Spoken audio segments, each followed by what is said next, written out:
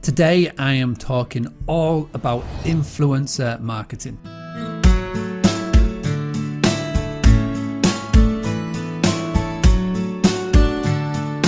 I wanted to speak to somebody who is in the world of hospitality and is working with influencers to bring in a lot of his bookings and inquiries. And I also wanted to speak to somebody who is the founder and the co-owner of an influencer agency. So we've literally got two sides here. Everyone has the opportunity to influence someone else, and in hospitality, want anything. People are looking to share experiences they're going on. We're living in a society where people love experience. They're buying experience for their partners, they're buying experience for their family, their friends, above product. Have you got any sort of words of advice of how to start the conversation? Have you got any sort of recommendations that you've learned over the years of how to approach an influencer or how to potentially work together? I think if you find the right match from the get-go, then that conversation should be easy.